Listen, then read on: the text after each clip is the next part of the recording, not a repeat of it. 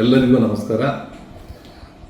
ಕರ್ನಾಟಕ ರಾಜ್ಯದ ಕೈಗಾರಿಕಾ ಇಲಾಖೆಯ ಪ್ರಾಜೆಕ್ಟ್ಗಳು ಕ್ಲಿಯರ್ ಆಗಲಿಕ್ಕೆ 3 ಹಂತಗಳಲ್ಲಿ ನಾವು ಅವುಗಳನ್ನು ನಿರ್ಧಾರಗಳನ್ನು ತೆಗೆದುಕೊಳ್ತಾ ಇದ್ದೇವೆ. ಮೊದಲನೇದಾಗಿ 2 ಎಕರೆ ಭೂಮಿ ಬೇಕಾದಲ್ಲಿ 15 ಕೋಟಿ ರೂಪಾಯಿವರೆಗಿನ ಪ್ರಾಜೆಕ್ಟ್ಗಳನ್ನು ಆ ಜಿಲ್ಲೆಯ ಜಿಲ್ಲಾಧಿಕಾರಿಗಳ ಅಧ್ಯಕ್ಷತೆಯಲ್ಲಿ 10 ಜನ ಸದಸ್ಯರನ್ನು ಒಳಗೊಂಡಿರುವಂಥ ಕಮಿಟಿ ಪ್ರತಿ ತಿಂಗಳಿಗೆ ಒಂದ್ಸಲ ಆ ಪ್ರಾಜೆಕ್ಟ್ಗಳನ್ನು ಆ ಜಿಲ್ಲಾಧಿಕಾರಿಗಳು ಕ್ಲಿಯರ್ ಮಾಡ್ತಾರೆ. ಎರಡನೆಯದಾಗಿ 500 ಕೋಟಿ ರೂಪಾಯಿ ಒಳಗಡೆ ಬರ್ತಿರುವಂಥ ಪ್ರಾಜೆಕ್ಟ್ಗಳನ್ನು ಕೈಗಾರಿಕಾ ಸಚಿವರ ಅಧ್ಯಕ್ಷತೆಯಲ್ಲಿ ನಡೀತಾ ಇದೆ. ಇದಕ್ಕಿಂತ ಪೂರ್ವದಲ್ಲಿ 10 ಎಕರೆಗಿಂತ ಹೆಚ್ಚಿರುವ ಭೂಮಿಯನ್ನು ಲ್ಯಾಂಡ್ ಎಡಿಟೆಡ್ ಕಮಿಟಿ ಅದರ ಅಧ್ಯಕ್ಷರಾಗಿ ಹಿರಿಯ IAS ಅಧಿಕಾರಿಗಳಾಗಿರುವಂಥ additional chief secretary principal secretary industry commissioner ಒಳಗೊಂಡಿರುವಂಥ 10 ಜನ ಕಮಿಟಿಯಲ್ಲಿ ಅದು ಅಪ್ರೂವಲ್ ಆಗ್ತಾ ಇದೆ. ಅಲ್ಲೇ ಅವರು ಅಪ್ರೂವಲ್ ಮಾಡಬೇಕು ಅಥವಾ ರಿಜೆಕ್ಟ್ ಮಾಡಬೇಕು ಅನ್ನುವಂಥದ್ದನ್ನು ಆ ಕಮಿಟಿ ನಿರ್ಧಾರ ಮಾಡ್ತಾ ಇದೆ. ಅಲ್ಲಿ ಅಪ್ರೂವಲ್ ಆಗಿರುವಂಥ ಸಬ್ಜೆಕ್ಟ್ಗಳನ್ನು ಪ್ರತಿ ತಿಂಗಳಿಗೆ ಒಂದ್ಸಲ ನಡೀತಿರುವಂಥ ಸಿಂಗಲ್ ವಿಂಡೋ ಕಮಿಟಿಯಲ್ಲಿ ಕೈಗಾರಿಕಾ ಸಚಿವರ ಅಧ್ಯಕ್ಷತೆ ನಡೀತಿರುವಂಥ 30 ಜನ ಹಿರಿಯ ಅಧಿಕಾರಿಗಳನ್ನು ನೋಡಿರುವಂಥ ಕಮಿಟಿಯಲ್ಲಿ ಅದನ್ನು ಪ್ಲೇಸ್ ಮಾಡ್ತಾರೆ. ಅಲ್ಲಿ ಎಲ್ಲರೂ ಒಪ್ಪಿಗೆ ಕೊಟ್ಟಾಗ ಸಾಧಕ ಬಾಧಕಗಳನ್ನು ನೋಡಿ ನಿರ್ಧಾರಗಳನ್ನು ತೆಗೆದುಕೊಳ್ತಾರೆ.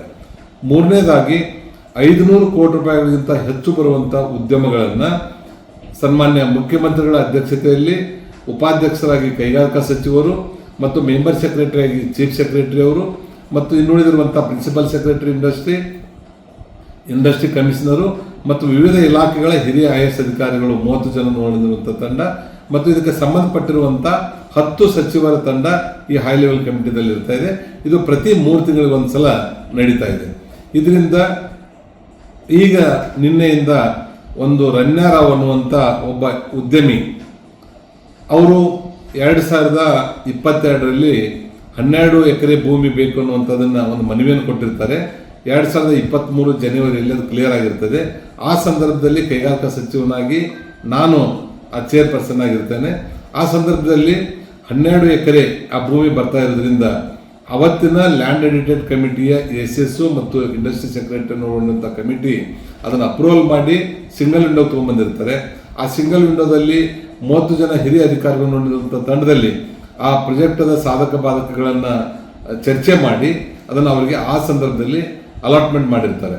ಇದರಲ್ಲಿ ಕೈಗಾರಿಕಾ ಸಚಿವರದಾಗಲಿ ನಮ್ಮ ಹಿರಿಯ ಅಧಿಕಾರಿಗಳದಾಗಲಿ ಯಾವುದೇ ರೀತಿಯಿಂದ ಕಾನೂನಿನ ಲೋಪದೋಷಗಳು ಆಗಿರೋದಿಲ್ಲ, ಯಾವುದೇ ರೀತಿಯಿಂದ ನಾವು ಅವ್ರಿಗೆ ಫೇವರನ್ನು ಮಾಡಿರೋದಿಲ್ಲ ಅನ್ನುವಂಥದ್ದನ್ನು ನಾನು ಸ್ಪಷ್ಟೀಕರಣ ಕೊಡಲಿಕ್ಕೆ ಇಚ್ಛೆ ಪಡ್ತಾ ಇದ್ದೀನಿ.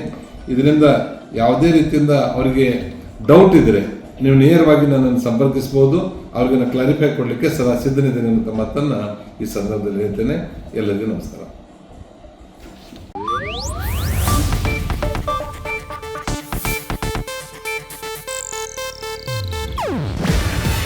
ಇದು ಏಷ್ಯಾನೆಟ್ ನ್ಯೂಸ್ ನೆಟ್ವರ್ಕ್ ಪ್ರಸ್ತುತಿ. ನೀವು ನೋಡ್ತಿದ್ದೀರಾ ಏಷ್ಯಾನೆಟ್ ಸುವರ್ಣ ನ್ಯೂಸ್.